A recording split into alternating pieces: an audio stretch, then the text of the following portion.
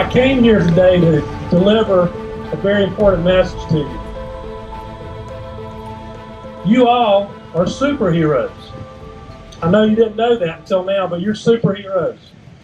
And you've been given a very important mission. Your mission is to use the superpowers that you were given to shape your own future and to make this world a better place to live.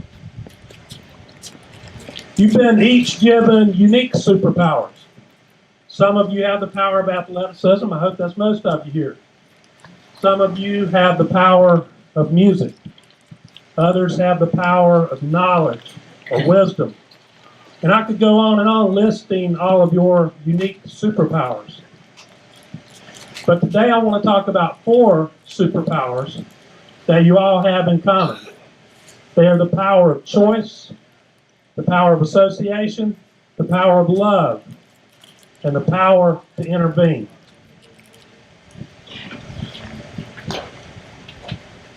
My son Chase loved superheroes. He really loved movies about superheroes, and his favorite of all the superhero movies was the Spider-Man series. I remember sitting there watching that very first Spider-Man movie with Chase.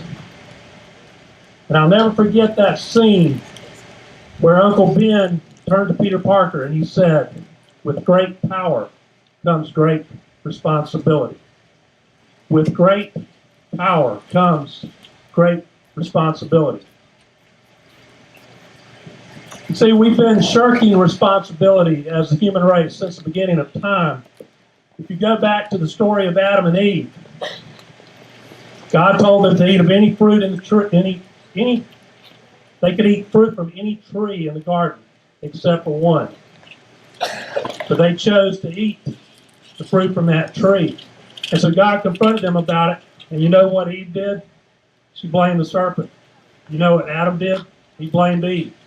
So everybody started playing the blame game right away. And we still do it today. It seems like responsibility is a 4-letter word sometimes. But I would encourage you to embrace responsibility. For you young men out here, that's one of the keys to becoming a man. A man accepts responsibility. Chase was a good athlete. He started out like you playing baseball, and he played soccer. And then eventually played football, and he gave up all of his other sports to focus strictly on football. And he had a really good season his senior year of high school. In fact, he earned a football scholarship. But it was while he was in college on that football scholarship that Chase forgot what Uncle Ben said about power and responsibility. He became irresponsible with the power of choice and the power of association.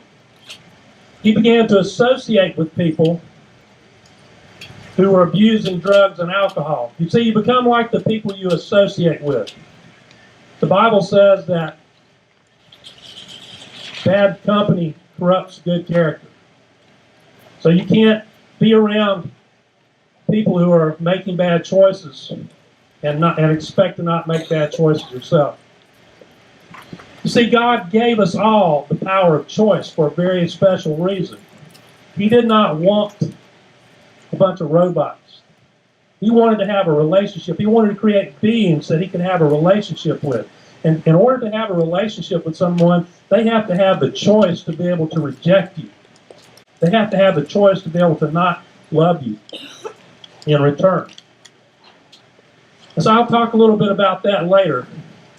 But you know, we were all born with a sinful nature that we inherited from Adam and Eve. The Bible says that all have sinned and fallen short of the glory of God. That's me, that's you, that's all of us. So none of us are worthy of being in God's presence because He's holy, He's perfect, and He can't tolerate sin.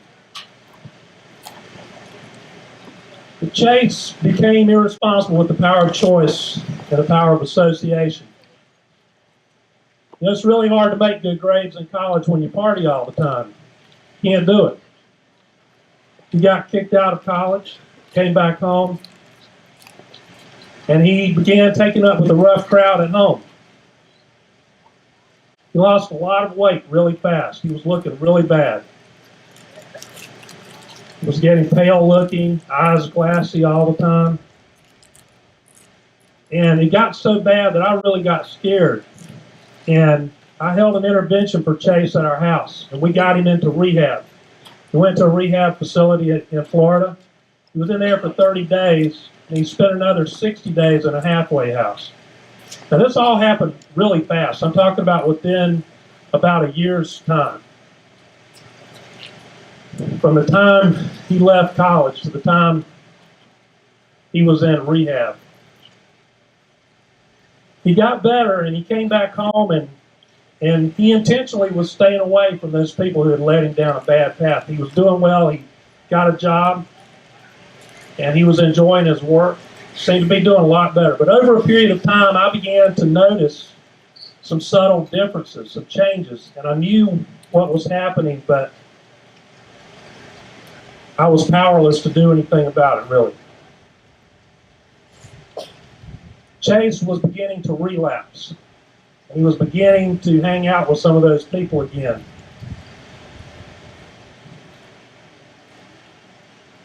So Chase came to me one day and he said, "Dad," he said, "I know I'm hanging around a rough crowd here. And I know they're a bad influence on me and I'm headed in a bad direction." And he said, "I really don't know how to sever ties with these people except to move." And he said, "I've already taken a job transfer down to Florida, back to where I was in rehab." And he said,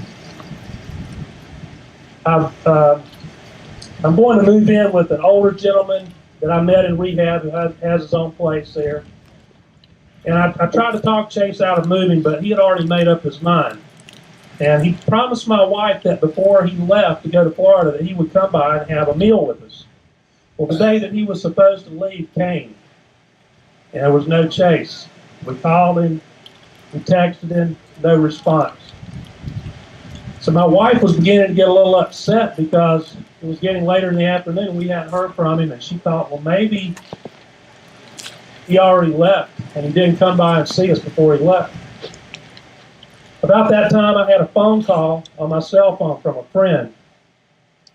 And I didn't want to disturb my wife and my other son, Justin, who were watching television in the living room. So I went outside in the front yard to talk on the phone to my friend.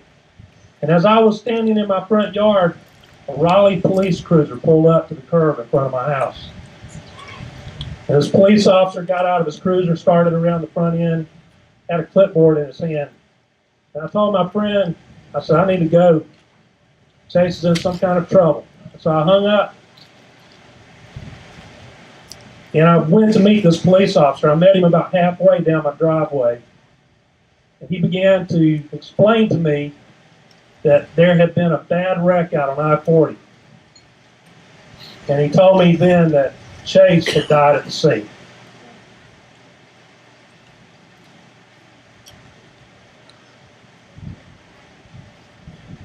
That was on May the 29th, 2014. Just a few short years ago. When I first heard those words, it really, I was in shock. I can't begin to describe to you how it made me feel. It felt like all of the energy just drained out of my body. So there was a long, silent pause before I could gather my thoughts, and I looked at this officer. I looked him in the eye and I said, "He's dead?" I mean, it was just really hard to believe. And he dropped his head and he said, "Yes, sir." So he asked me, he said, "Is there anyone inside that we need to tell?" And I said, "Yes, my wife and my other son are in the living room." And he said, "Would you like me to go in and tell them?" I said, "No, that's my job." He said, "How about if I come in with you for support?" And I said, "Sure." So I walked in the front door of my house, and my wife was sitting in the recliner right immediately to my right. And she looked up at me. And a split second later, this officer walked in behind me. And I'll never forget that look of terror on her face when she saw that police officer. because she knew it was bad news.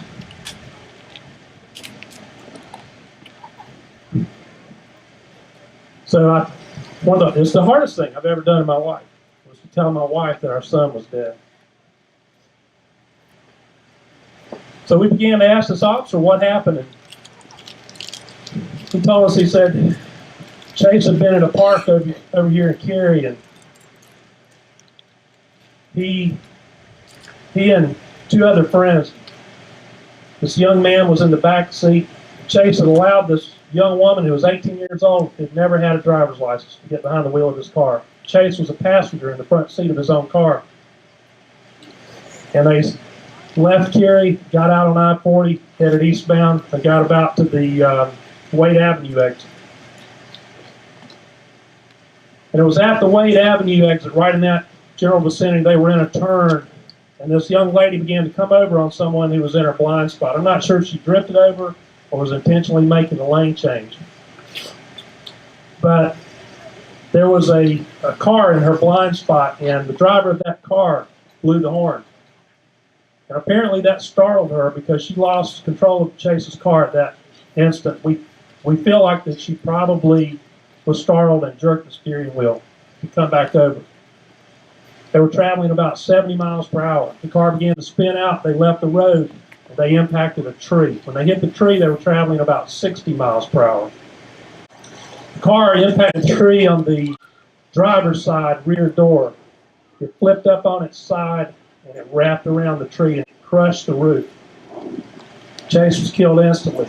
It took firefighters almost an hour to get the 3 occupants out of the vehicle. They took the young woman who had been driving and the young man who was in the back seat to the hospital right away. And they survived their injuries, and they recovered eventually in the hospital and were able to come home. The police began an investigation. They found marijuana in the purse of the young lady. They also found a THC metabolite in her bloodstream. THC is the active ingredient in marijuana. Approximately 7 months after the wreck, and only a few days prior to what would have been her first court appearance, that young lady, very pretty young lady, by the way, she poured gasoline all over the floor of her apartment, and then she ignited it. An eyewitness said that he heard a loud explosion. The next thing he saw was this young woman running from the door of her apartment, engulfed in flames. She left 2 suicide notes. She died the next day in the hospital. Choices. Who you associate with, the choices that you make, will shape your future. So now I want to talk to you about the power of love. God gave me 2 sons. He only had 1. And now listen to this. Just imagine this for a minute. I've had all kinds of phone calls because of people that I know as a result of this incident.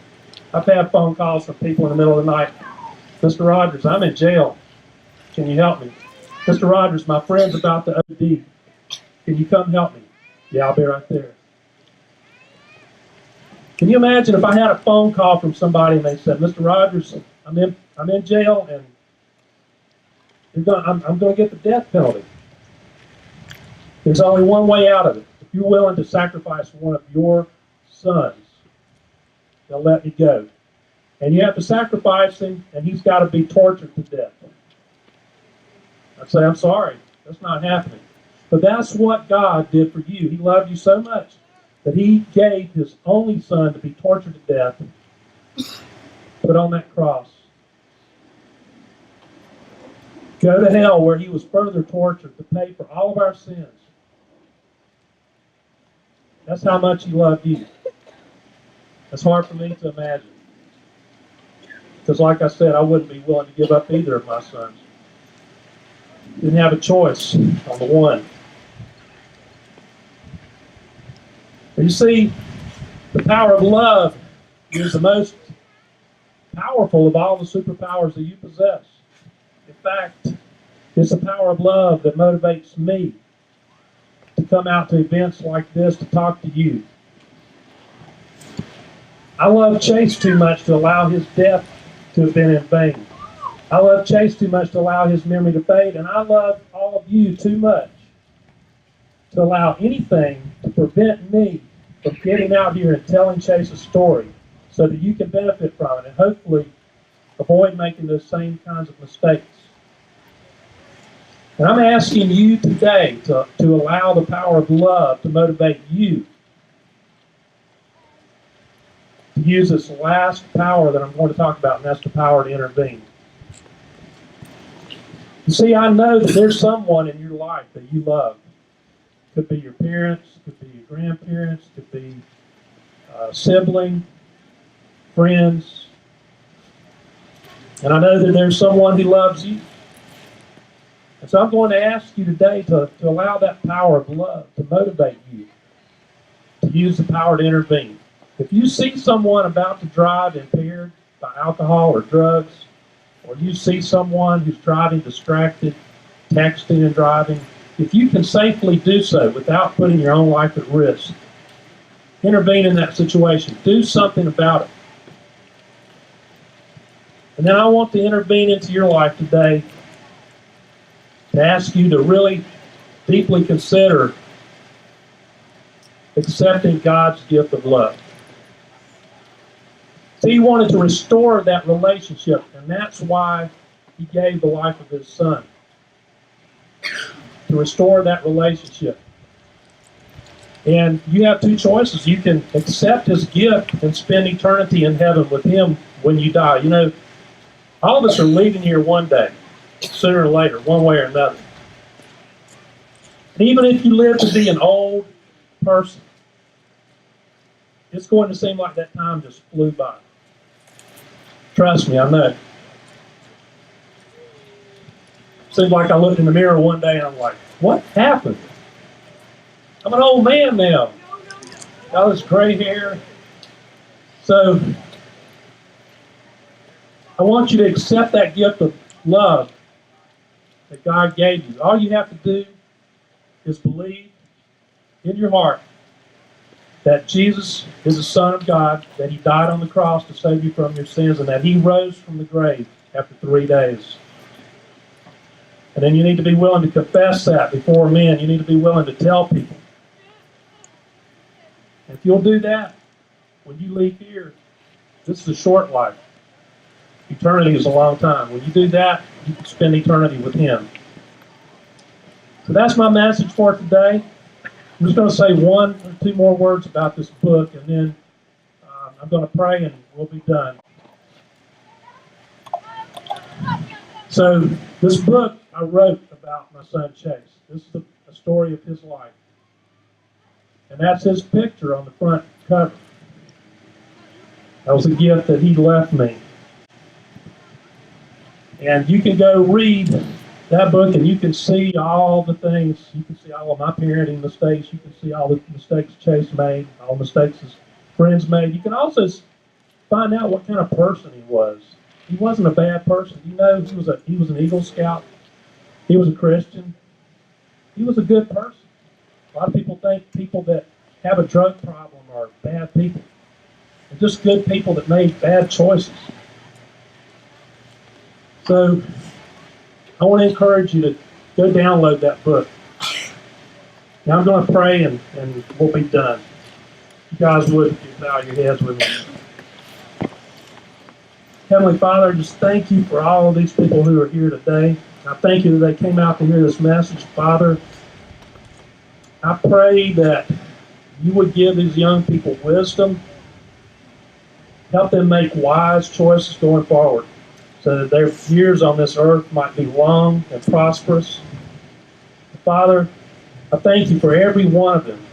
I pray that they would accept your gift of love so they can spend eternity with you.